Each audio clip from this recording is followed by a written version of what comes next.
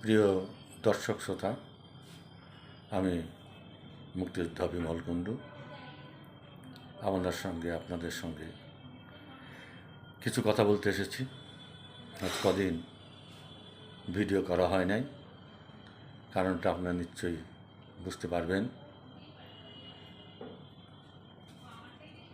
Milestone স্কুলের উপর বিমান বিধ্বস্তর পরিণতিতে দেশব্যাপী যে হাহাকার উঠেছে, যে শোকের মাতম বয়ে যাচ্ছে, তার জন্যে আর রাজনৈতিক পরিস্থিতি নিয়ে ভিডিও করতে মন চায়নি। আজকে মনে হয় কিছু একটা বলা উচিত, কারণ বিমান অ্যাক্সিডেন্টের পরে দেশের অনেক রাজনৈতিক বিষয় চাপা পড়ে আছে। বন্ধুগণ, আপনারা জানেন সরকারি পেটোয়া বাহিনী, অর্থাৎ তাদের জাতীয় ক্রিমিনাল পার্টি, গোপালগঞ্জে তাদের পদযাত্রাকে কেন্দ্র করে যে বিশৃঙ্খলা নেমে এসেছিল, তারপর সেনাবাহিনীর সহায়তা নিয়ে যেখানে গণহত্যা চালানো হয়েছিল, গণহত্যার পর সেখানে 144 ধারা এবং পরপর রাত্রে সান্ধ্য আইন জারি করে জনসাধারণের উপর যে নির্মম নির্যাতন চালানো হয়েছে, তার কোনো খবর দেশবাসী এখনও জানতে পারেনি। গোপালগঞ্জ কোটালীপাড়া সাধারণত হিন্দু অধ্যুষিত এলাকা। তাদের ভাগ্যে যে কী ঘটেছে সেটা অবর্ণনীয়।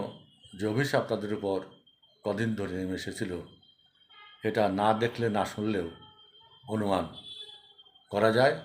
যেখানে কোস্টগার্ড বাহিনী দিয়ে পর্যন্ত নদীপথকে অবরোধ করা হয়েছিল, তা সেখানকার অত্যাচারের মাত্রাটা সহজে বোধগম্য। কিন্তু মানুষ আশা করেনি যে দেশের সেনাবাহিনী পাকিস্তানের সেনাবাহিনীর মতো আচরণ করে 71-এর সেই ঘাতক সেনাবাহিনীর মতো দেশের জনগণের বুকে লাথি মারবে, জনগণের বুকে গুলি করবে এবং তাদের বুটের তলায় জনগণের গলা পিষে ধরে তাদেরকে এই নির্মমভাবে হত্যা করবে। এ বিষয়ে আমরা সেনাবাহিনীর তরফ থেকে কোনো বক্তব্য পাইনি এবং বর্তমান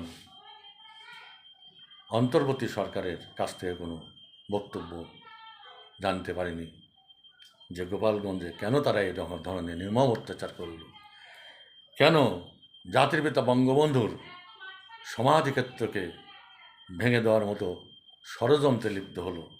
এর জবাব জনগণ জানতে চায়। গোপালগঞ্জের এই অবস্থা নিয়ে যখন দেশব্যাপী নানা কথাবার্তা চলছে, মানুষ আতঙ্কে জড়সড় হয়ে পড়েছে, ঠিক তখনই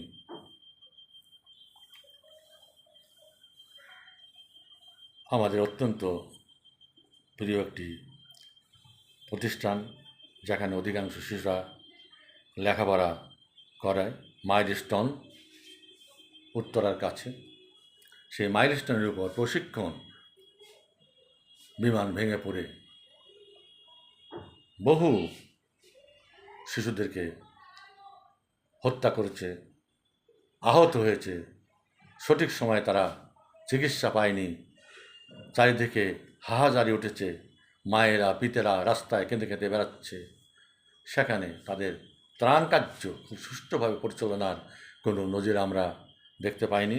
সেখানে সেনাবাহিনী সন্তানদের পিতাকে পর্যন্ত মারধর করেছে। যে সমস্ত ছাত্ররা ত্রাণ কাজ চালানোর জন্য ওখানে অগ্রসর হয়েছিল, তাদেরকে মেরে হটিয়ে দেওয়া হয়েছে। এই যে এত বড় একটা দুর্ঘটনা ঘটল, সেই দুর্ঘটনার জন্যে অন্তর্বর্তী সরকার তথা ডক্টর মোহাম্মদ ইউনূসের কোনো আফসোস নেই, তার উপদেষ্টা পরিষদের কোনো আফসোস নেই।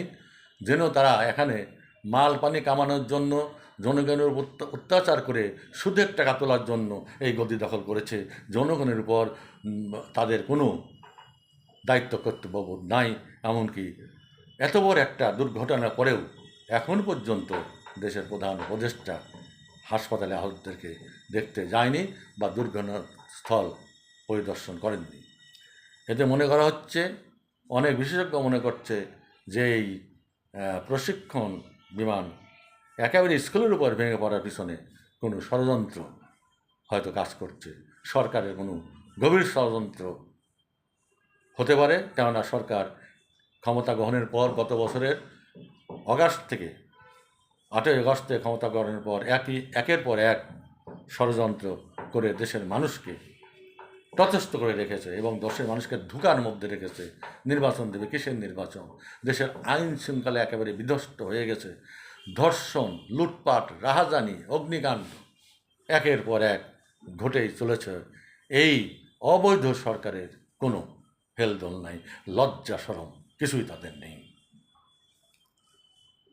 তারপর একটা জাতীয় এনসিপি, জাতীয় আমরা বলি জাতীয় ক্রিমিনাল পার্টি। আচ্ছা ঠিক আছে বাবা, তোমরা রাজনীতি করো, কিন্তু আজকে যে জাতীয় দুর্যোগ, এই দুর্যোগের সময় কিছু কর্তব্য তোমাদের ছিল, সে সম্পর্কে কোনো বক্তব্য এই ক্রিমিনাল পার্টির কাছ থেকে দেশের জনগণ জানতে পারেনি। যাই হোক, দেশের মধ্যে এক ভয়াবহ অবস্থা বিরাজ করছে। ইতিমধ্যে ভারত, চীন, জাপান এই কটি দেশ এই দুর্যোগ মোকাবেলার জন্য আহতদের চিকিৎসা করার জন্য তারা এগিয়ে এসেছে, কিন্তু বাংলাদেশ সরকারের কাছ থেকে এখনও কোনো হাস্যসূচক মন্তব্য আমরা জানতে পারিনি।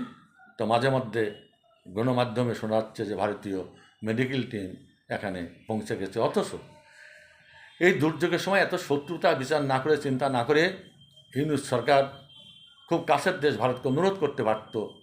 আমরা এমন কথা শুনেছি, ভারত একদম তৈরি ছিল যে এই সমস্ত আহতদের চিকিৎসা করার জন্য প্রয়োজনে তারা করিডোর তৈরিকে, মানে সবুজ করিডোর তৈরি করে সেখানে আহতদের নিয়ে গিয়ে দিল্লিতে পর্যন্ত চিকিৎসার ব্যবস্থা তারা করার জন্য প্রস্তুত ছিল। কিন্তু বাংলাদেশের তরফ থেকে কোনো সারা শব্দ পাওয়া যায়নি। যদি আজ ভারতের এই সহযোগিতাটুকু নেওয়া হতো, তাহলে হয়তো অনেক আহত শিশুদের জীবন বেঁচে যেত। হায় রে দেশ, হায় রে সরকার, এ আমরা কোথায় বাস করছি? চিৎকার করে এই ইউনূস সরকারকে ধিক্কার দিতে ইচ্ছা করে, চিৎকার করে এদের প্রতি ঘৃণা বর্ষণ করতে ইচ্ছা করে। তাই দেশের মানুষের প্রতি আজকে আমাদের আহ্বান, বন্ধুগণ, আপনারা এগিয়ে আসুন, যত শীঘ্র সম্ভব এই অবৈধ সরকারকে এবং তার উপদেষ্টাদের, তাদের সেই অবৈধ পার্টিকে উৎখাত করে এই দেশ থেকে বিতাড়িত করুন, না হলে এই বাঙালি জাতি চিরতরে ধ্বংস হয়ে যাবে। ধন্যবাদ বন্ধুগণ, আজকের মতো এই পর্যন্ত। জয় বাংলা, জয় বাংলা।